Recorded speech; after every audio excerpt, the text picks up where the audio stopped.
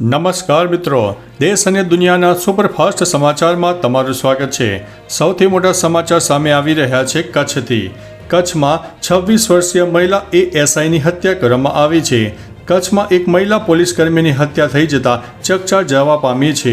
અંજારમાં 26 વર્ષીય મહિલા એએસઆઈ અરુણાબહેનની હત્યા થઈ છે। આ મહિલા પોલીસકર્મીની હત્યા તેના પુરુષ મિત્ર દ્વારા કરવામાં આવી છે। મળતી માહિતી અનુસાર આરોપી યુવક મણિપુર સીઆરપીએફમાં ફરજ બજાવતો હતો। આ આરોપી મહિલા એએસઆઈના વતનની બાજુના ગામનો છે। અરુણાબેન મૂળ સુરેન્દ્રનગરના રહેવાસી છે અને હાલ અંજાર પોલીસે સમગ્ર મામલે તપાસ શરૂ કરી છે। મિત્રો, અન્ય મહત્વના સમાચારની વાત કરીએ તો રાજ્યના 14,490 ગામોમાં વીજ પુરવઠો ખોરવાયો। આ ચોમાસાની સિઝન દરમિયાન ભારે પવન સાથે વરસેલા વરસાદમાં રાજ્યના કુલ 14,490 ગામોમાં વીજ પુરવઠો પ્રભાવિત થયો છે। આ તમામ ગામોમાં યુદ્ધના ધોરણે વીજ પુરવઠો પૂર્વવત કરી દેવાયો છે।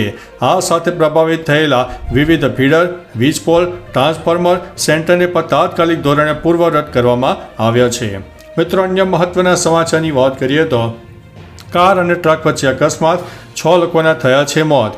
મથુરામાં યમુના એક્સપ્રેસ વે પર ગમખ્વાર અકસ્માત સર્જાયો હતો। આ અકસ્માતમાં 6 લોકોના મોત થયા હોવાનું સામે આવ્યું છે, જ્યારે 10 લોકો ઈજાગ્રસ્ત થયા છે। મથુરામાં યમુના એક્સપ્રેસ વે પર એક કાર ટ્રકમાં ઘૂસી ગઈ હતી।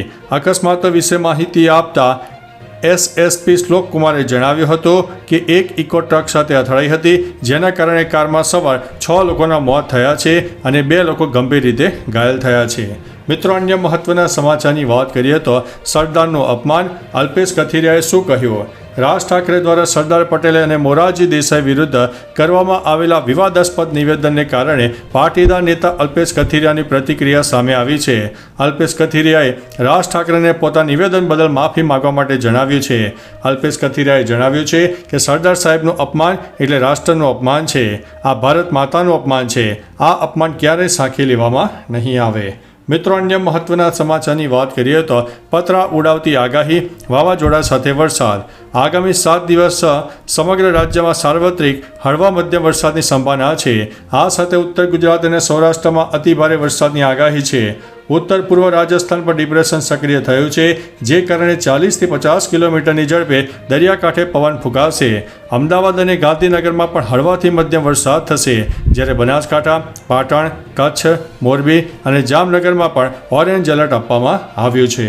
મિત્રો, અન્ય મહત્વના સમાચારની વાત કરીએ તો જૂનાગઢમાં મંદિરના ટ્રસ્ટીઓ પર હુમલો।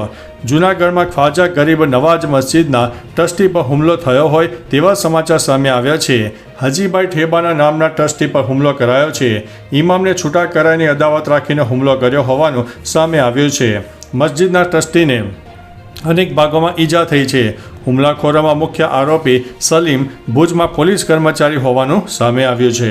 મિત્રો, અન્ય મહત્વના સમાચારની વાત કરીએ તો હિટ એન્ડ રનની ઘટનામાં 3 લોકો ઘાયલ। બનાસકાંઠામાં પાલનપુરના માલણ રોડ પર વાસણા નજીક પોલીસની પ્લેટવાળી કારે અકસ્માત સર્જ્યો હતો। આર્ટિગા કારમાં સવાર યુવકો સામેથી આવતી કારને ટક્કર મારી હતી, જે બાદ કાર મૂકીને ફરાર થઈ ગયા હતા। આર્ટિગા કારની ટક્કર લાગતા અન્ય ગાડીમાં સવાર એક મહિલા સહિત 3 લોકોને ગંભીર ઈજાઓ થઈ છે। મિત્રો, અન્ય મહત્વના સમાચારની વાત કરીએ તો ભયંકર ટ્રાફિક જામ।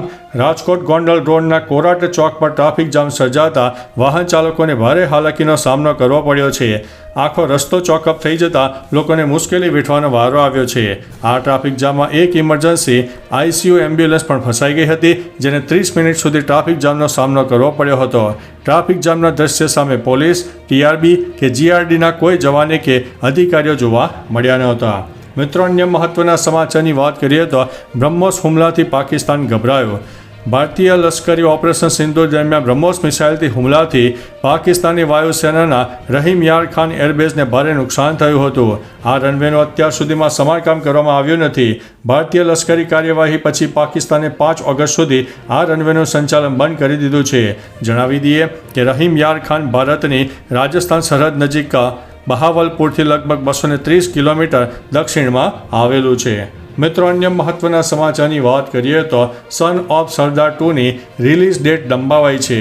અજય દેવગનની most awaited film son of Sardaar 2ની રિલીઝ તારીખ બદલવામાં આવી છે. આ જાહેરાત Ajay Devgn films X handle પર કરવામાં આવી છે. એક પોસ્ટ શેર કરતી વખતે કહેવામાં આવ્યું છે કે સન ઓફ સરદાર 2 હવે 25 જુલાઈએ રિલીઝ થશે નહીં. જસ્સી પાજી અને ગેંગ 1 ઓગસ્ટ 2025ના રોજ વિશ્વભરના સિનેમાઘરોમાં જોવા મળશે.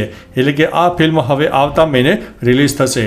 મિત્રો, અન્ય મહત્વના સમાચારની વાત કરીએ તો પીએમ મોદીએ 42 દેશોની મુલાકાત લીધી પણ મણિનગરની મુલાકાત ના લીધી તેવું ખડગેએ જણાવ્યું છે. કર્ણાટકના મૈસૂરમાં કોંગ્રેસ અધ્યક્ષ મલ્લિકાર્જુન ખડગેએ પીએમ મોદી પર આકરા પ્રહારો કર્યા છે. ખડગેએ મણિપુરમાં થયેલા તકલીફને કારણે પીએમ મોદીના મૌન ઉપર સવાલ ઉઠાવતા કહ્યું છે કે પ્રધાનમંત્રીએ 42 દેશોની મુલાકાત લીધી પરંતુ એક પણ વખત મણિપુરની મુલાકાત લીધી નથી. મણિપુર 1 વર્ષથી ઘણા સમયથી કહી શકાય કે ઝઝૂમી રહ્યું છે પરંતુ પ્રધાનમંત્રીએ ત્યાં જઈને લોકોનું દુઃખ વહેંચવાનું જરૂરી માન્યું નથી. મિત્રો, અન્ય મહત્વના સમાચારની વાત કરીએ તો ચાલુ વર્ષે મોસમનો કુલ સરેરાશ વરસાદ 51.37% સુધી પહોંચી ગયો છે. ગુજરાતમાં ચાલુ વર્ષે મોસમનો સરેરાશ 51.37% વરસાદ નોંધાયો છે. રાજ્યના વિવિધ ઝોનમાં ચાલુ વર્ષે વરસેલા વરસાદની દ્રષ્ટિએ અત્યાર સુધીમાં સૌથી વધુ કચ્છ ઝોનમાં 58.46% મોસમનો કુલ વરસાદ નોંધાયો છે.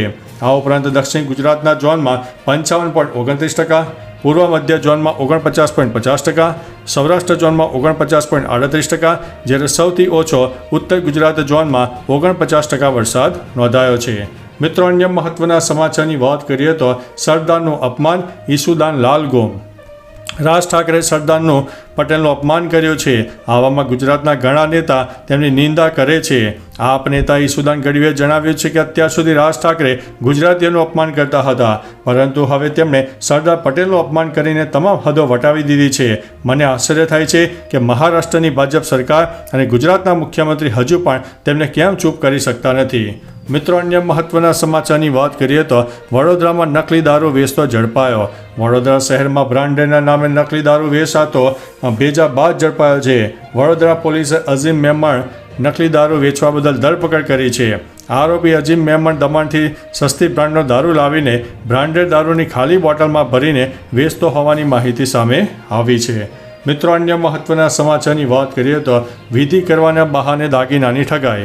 સેટેલાઇટ પોલીસ સ્ટેશનમાં રોશનભાઈ દોબીએ ફરિયાદ નોંધાવી હતી કે ભરત પંડિત નામના આરોપીએ નાગદોષની વિધિ કરવાના નામે તથા જમીન અને જૂના દાગીના પાછા મેળવવાની વિધિ કરી આપવાનું કહીને છેતરપિંડી કરી છે. આરોપી ભરત પંડિત વિધિના નામે ગુનાહિત કાવતરું રચીને 3 લાખની કિંમતના સોના ચાંદીના દાગીના પડાવીને ફરાર થઈ ગયો હતો. સેટેલાઇટ પોલીસે બાતમીના આધારે આરોપી નેનું ઉર્ફે ભરત પંડ્યાને બનાસકાંઠાથી ધરપકડ કરી છે. તો ચાલો મિત્રો, ફરીથી દેશ અને દુનિયાના સુપરફાસ્ટ સમાચાર લઈને મળતા રહીશું. ત્યાં સુધી અમને રજા આપશો. નમસ્તે.